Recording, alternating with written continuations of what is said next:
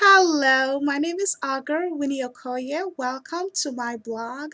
So, the topic that I wanted to talk about today is about getting the most out of your relationship. This is a very popular topic. This is a very hot topic.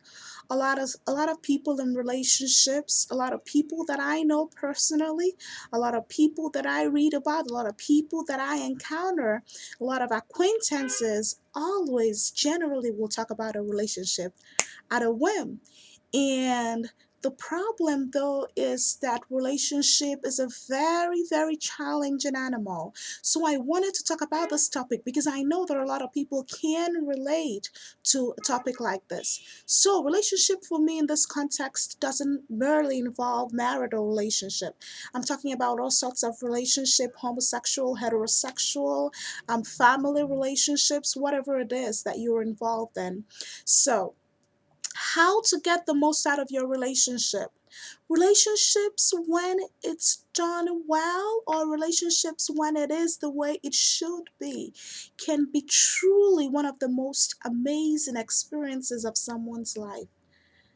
On the other hand, relationships when it's not the way it should be, or when it is not healthy, can be the most devastating, challenging, difficult, excruciating experience of someone's life.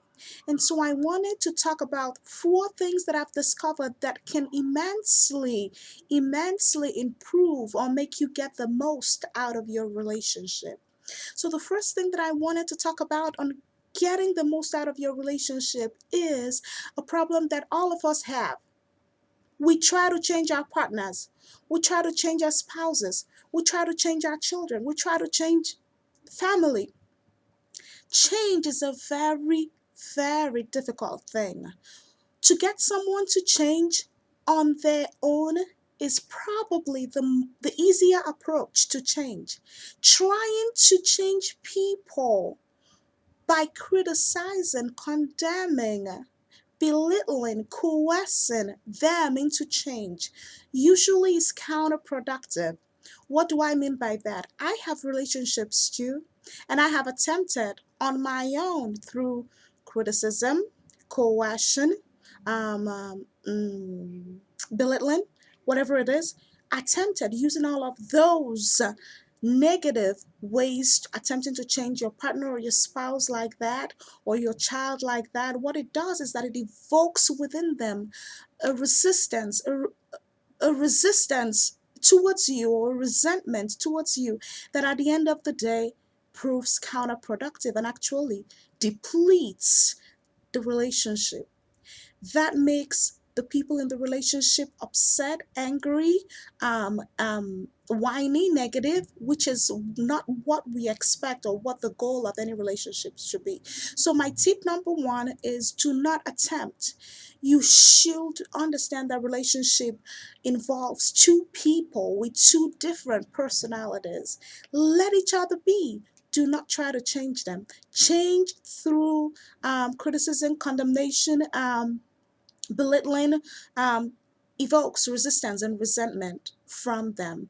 The better approach, and what I've seen that's worked for me in the last couple of years, is that to get the person that you're with in a relationship to change, all you need to do, and this is very difficult to master, but it can be done, is to let them be and just act towards them the same way you'd rather have them act towards you. And at the end of the day, something amazing, transformational happens to your relationship. You actually get that person acting exactly the way you'd rather have them act. And it does not come through those negative ways. It comes only through the fact that you let them be, and you yourself stepped up to the plate and assumed the role of that person you'd rather have them be. It makes them come on board.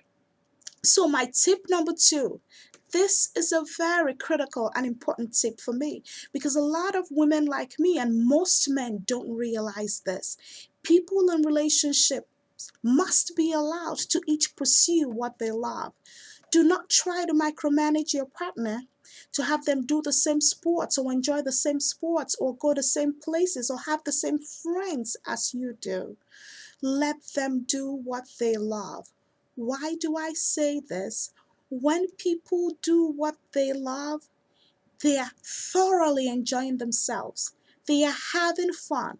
And most importantly, they are happy.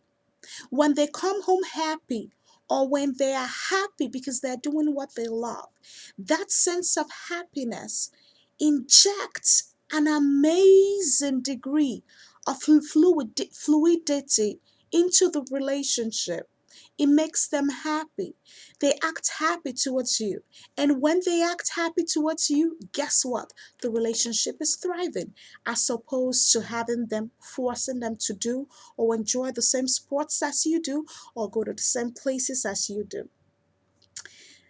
My third tip, which is very difficult to me, which is still difficult for me these days, I'm still grappling and trying to still learn the ropes when it comes to that, is let the other party win.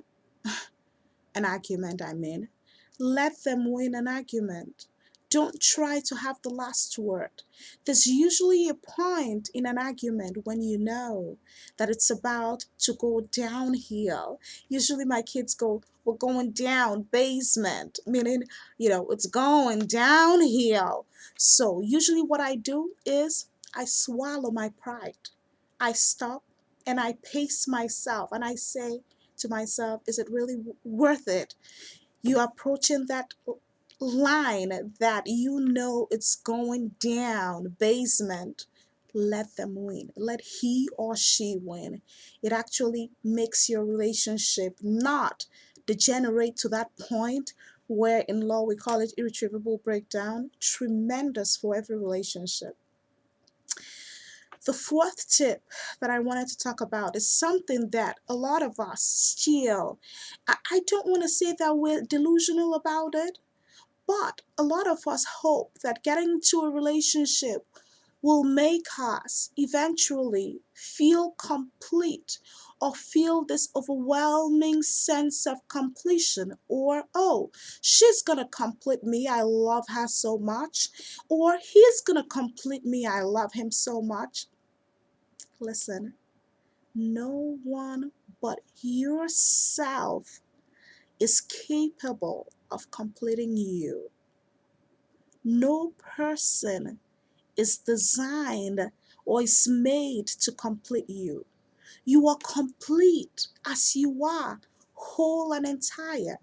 What we don't do is that oftentimes we don't dig deep enough to discover that sense of self that makes us stand strong and tall, irrespective of what the obstacle we're facing is. So, never ever go into a relationship or think in a relationship that he should be completing me, but he's not. No one but you can complete you. You just have to dig deeper within you to discover that sense of completion and wholeness. Finally, every relationship, my final tip, don't try to make someone else responsible for how you feel. If you're feeling sad in your relationship, it's your fault that you allowed yourself to feel sad. Because the reason oftentimes that we feel sad is because we're looking for others, for some expectations from the other party in the relationship. Let the expectations be where they are. No one is responsible for how you feel but yourself. Because if you understand that no one can complete you but you, and that you must do what you love, and that doing what you love puts you in a better frame of mind, then you know automatically that you're responsible for how you feel in any relationship. It will make you understand that you don't have to get unnecessary expectations from the other person, expecting them to do this and that and that and that for you, or expecting them to show you love this way. I mean, loving yourself, and it's very difficult for a lot of people to grapple with, but this is something that I've done that's worked for me. Start from self love. Loving yourself means investing in yourself wholeheartedly, means being happy with who you are. And part of it, like I said in my tip number two, doing what you love. That gives you your own sense of completion and makes you. A lot of people still have this irresistible urge to go checking the partner's voicemail or checking the text messages and checking. When you're doing that, just instantly tells you that you're out of sync or you are not creating positive feelings, which is what you should be creating in every of your relationships. Guys, I know it's a lot of tips, but try one or two of them and let me know how you made out. I have applied every single one of these tips, and I'm still applying a lot of them, especially the one that relates to knowing when to walk away in an argument. And we're all works in progress, and hopefully, these tips work for you the way it's worked for me. And until next time, it's still me, oh gorgeous. Let me know through your comments, your insights, from your perspective, what you feel about the tips or about this topic particularly.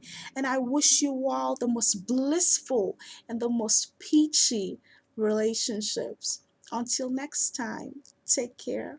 Bye bye.